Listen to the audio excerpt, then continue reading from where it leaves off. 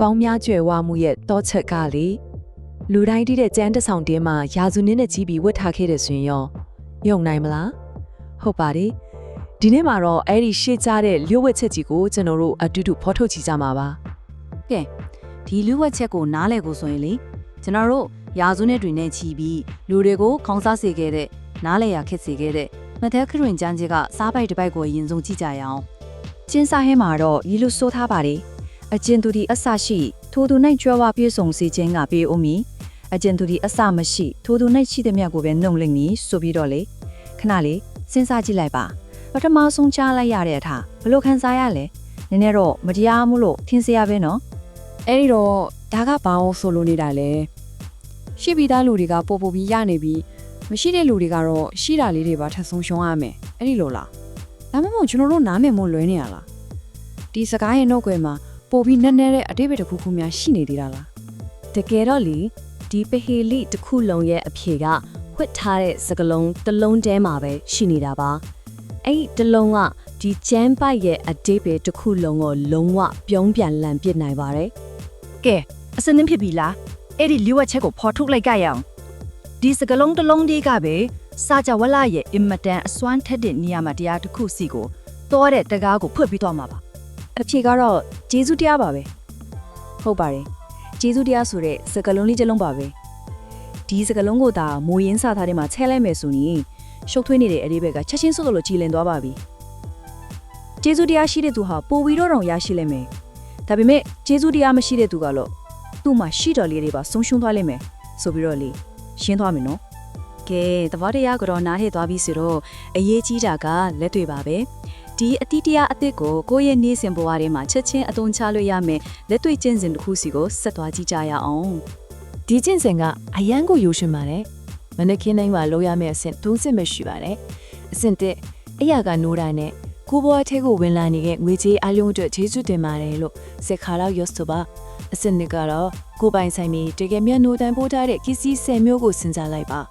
အဆင့်၃ADPC တစ်ခုချင်းစီအတွက်ကျေးဇူးတင်စီကိုအတန်ထပ်ဖြိုးရဖြစ်ဖြစ်စီထဲကနေခံစားတာဖြစ်ဖြစ်တကယ်ကိုနည်းနည်းချမ်းချမ်းလေးခံစားကြည့်လိုက်ပါ ဒီနေရာမှာအကြံပေးခင်တဲ့အချက်လေးတစ်ခုရှိပါတယ်အဲ့ဒါကတော့အဲ့ဒီစင်ကိုလက်နဲ့တကယ်ချရေးကြည့်ဖို့ပါပဲဘာလို့လဲဆိုတော့အဲ့ဒီလိုရေးချလိုက်ခြင်းကကျေးဇူးတင်တဲ့ခံစားချက်ကိုပို့ပြီးတော့နှဆိုင်စေတယ်လို့ကိုယ့်ရဲ့စိတ်ကိုလည်းအဲ့ဒီအပေါ်မှာပဲအပြည့်အဝအာရုံစိုက်နိုင်အောင်ကူညီပေးလို့ပါပဲ ဒါဆိုရင်ဒါကစိတ်ခံစားချက်တတ်တယ်လားအဲ့ဒီလိုတော့မဟုတ်ပါဘူးတစ်ပံပညာရာကိုတက်တည်ပြထားတာတွေရှိပါတယ်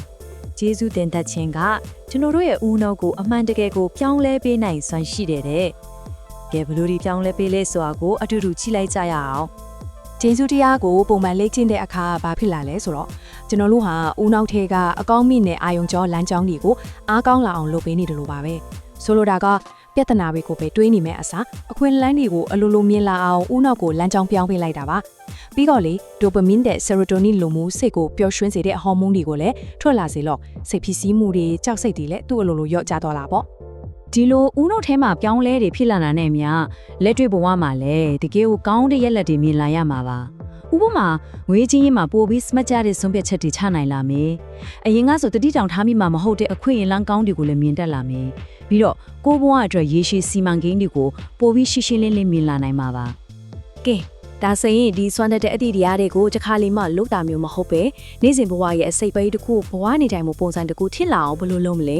ဲပေါ်မျောကြွယ်ဝမှုကိုဆွဲဆောင်နေတဲ့နေ့စဉ်အလေးအကျင့်တွေအကြောင်းဆက်ပြီးကြည့်လိုက်ကြရအောင်အော်များကြွယ်ဝမှုကိုကိုယ့်ရဲ့နေ့စဉ်ဘဝထဲတွင်ဖို့အတွက်အထူးကလုံးဆောင်ရမယ့်အလေးချင်းလေးတွေရှိပါတယ်ပထမဆုံးကတော့ငွေဘလောက်ပဲဖြစ်ဖြစ်ကိုစီဝင်လာတိုင်းကျေးဇူးတင်ပါဒုတိယကတော့ကိုစီကနေထွက်သွားတဲ့ငွေကိုလည်းကျေးဇူးတင်စိတ်နဲ့ဆက်ဆံပြီးတော့အဝင်ငွေအဖြစ်ပြန်ပြောင်းလဲဖြစ်ဖို့ပါပဲနောက်ဆုံးတစ်ချက်ကတော့ညမိတ်ခင်မှာကြွေးဝချမ်းသာမှုနဲ့ဆိုင်တဲ့အားပေးစကားတွေကိုနားထောင်ပြီးကိုယ့်ရဲ့မတိစိတ်ကိုအကောင်းမြင်တွေးတွေနဲ့ပြန်လဲပုံသွင်းပေးဖို့ပါပဲ ဒီအကြောင်းအရာတစ်ခုလုံးကိုအနှစ်ချုပ်လိုက်မယ်ဆိုရင်တော့ Norman Vincent Peale ရဲ့စကားတစ်ခွန်းကအဝင်ခွင့်ကြားဆုံးပါပဲသူကဒီလိုပြောခဲ့ပါပဲကျေးဇူးတင်ခြင်းအတတ်ပညာကိုပို့ပြီးလေ့ကျင့်လေကျေးဇူးတင်စရာတွေအားလည်းကိုယ့်စီကိုပို့ပြီးရောက်လာလေပါပဲတကယ်ကိုမှန်ကန်တဲ့စကားပါပဲကဲနောက်ဆုံးအနေနဲ့ဒီမြေခွန်းလေးကိုကိုပြန်မေးချဖို့အကြံပေးချင်ပါတယ်ကိုယ့်ရဲ့ဘဝမှာတော့ဖွင့်ပေးဖို့စောင့်ကြိုနေတဲ့ပုံများကျွယ်ဝမှုတွေကဘာတွေများဖြစ်မလဲ ဒီ ဒီမြင်ကွင်းရဲ့အဖြစ်ကိုရှာဖွေခြင်းကပဲဒီအန်အောစရာကောင်းတဲ့ခရီးကိုစတင်ဖို့အတွက်အကောင်းဆုံးတွန်းအားတစ်ခုဖြစ်လာနိုင်ပါတယ်။